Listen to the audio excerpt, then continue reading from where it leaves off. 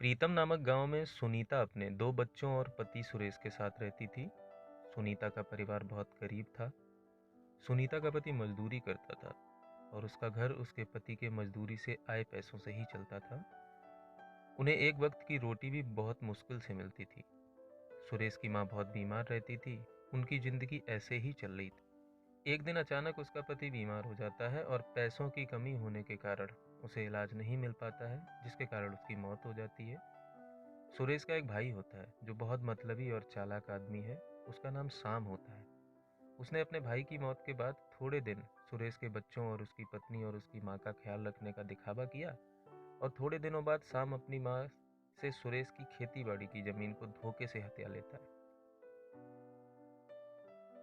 और उसे किसी बड़े से सेठ के पास बेच के फरार हो जाता है। सुरेश की माँ रोते हुए, मैंने कैसा बेटा पैदा किया जो धोखे से अपनी भाई की जमीन को हथिया लेता है, अब हमारा क्या होगा। सुनीता के ऊपर एकदम काफ़ी सारी मुसीबतों का पहाड़ टूट जाता है। वो बहुत परेशान रहने लगी। वह सोचती है, मैंने तो कभी कोई काम किया ही नहीं है, मुझे तो कोई काम आता भी नहीं, मैं अपने बच्चों और सास का ख्याल कैसे रखूंगी।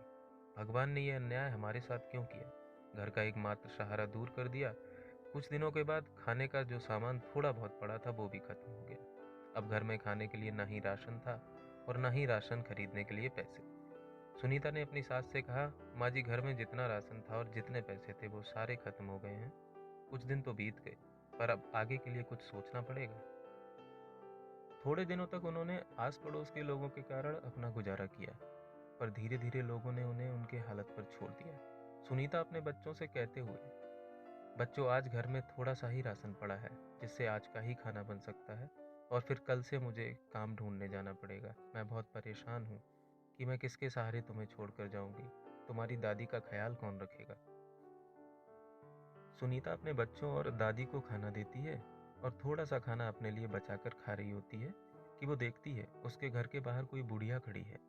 सुनीता अपने बिस्तर से उठती है और दरवाजे की ओर जाती है और बुढ़िया से कहती है, क्या हुआ माँ जी, आप बड़ी भूखी लग रही हो। तो बुढ़िया कहती है, हाँ बेटी, मैंने कल रात से कुछ नहीं खाया है, कुछ खाने को है तो दे दो। सुनीता कहती है, हाँ माँ जी, अभी लाती हूँ। सुनीता अंदर जाती है और जो खाना उसने अपने लिए बचाया था वो लाकर बुढ़िया को दे देती है। बुढ़िया, क्या हुआ बेटी, बड़ी परेशान लग रही हो। वो बुढ़िया को सारी कहानी बताती है। तो सुनीता, तो अब मैं क्या करूं, ना मैं अपने बच्चों को छोड़कर बाहर काम करने जा सकती हूँ, और काम नहीं करेंगी तो घर कैसे चलेगा। बुढ़िया, बेटी, तुम खाने का ठेला क्यों नहीं लगाती, तुम बहुत अच्छा खाना बनाती हो। और ये लो जादुई गोली, इसे अगर अपने खाने में डालोगी तो तुम्हारे खाने को खाकर लोग उंगलियां चाटते रह जाएंगे। जब बुढ़िया सुनीता से बात कर रही थी तो वहां से शाम गुजर रहा था। वो सारी बातें सुन लेता है लेकिन वो ध्यान नहीं देता। अगले दिन सुनीता जादुई गोली को खाने में डालकर खाना बनाती है और अपना ठेला लगाती है।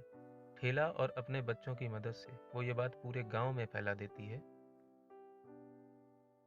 जब सब उसका खाना खाने आते हैं तो वो सब खाना खाकर अपनी उंगलियां चाटने लगते हैं।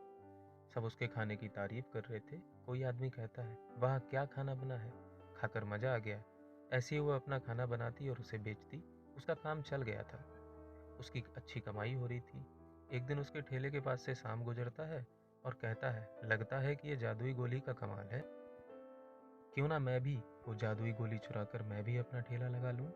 रात को शाम सुनीता के घर से जादुई गोली का पैकेट चुरा लेता है। सवेरे सुनीता देखती है जादुई गोली का पैकेट नहीं मिलता। वो बहुत परेशान हो गई। जब वो खिड़की के बाहर झांकती है तो उसे वही बुढ़िया दिखती है। वो बुढ़िया के पास जाती है, उसे सारी बात बताती है। तो बुढ़िया कहती है, अरे कोई जादुई गोली नहीं थी, वो तो बस तुम्हें मोटिवेट करने के लिए मैंने पैकेट देकर तुमसे ऐसा कहा था। सुनीता, शुक्रिया, अगर आप नहीं होती तो मुझे पता नहीं चलता कि मैं इतना अच्छा खाना बनाती हूँ। अगले दिन शाम भी अपना ठेला सुनीता के ठेले के सामने लगा लेता है और खाना बनाकर बेचने लगता है। जब लोग उसका खाना खाते हैं सब खाना अपने मुंह से थूकने लगते हैं। तो कोई आदमी कहता है, छी छी छी, कितना गंदा खाना बनाया है तुमने, मेरे मुंह का तो स्वाद ही खराब हो गया। उसके बाद शाम बुढ़िया के पास जाता है और उसे कहता है, ये क्या तुम्हारी जादुई गोली तो काम ही नहीं करती, वो कहाँ जादुई है। वो जादुई है, पर वो अपना असर तभी दिखाती है अगर तुम सच्चे मन से खाना बनाओ।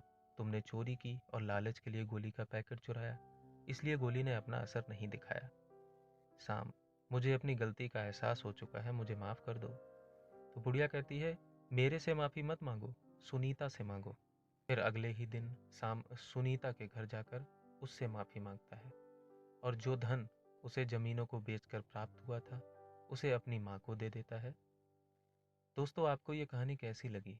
हमें कमेंट में अवश्य बताएं। धन्यवाद।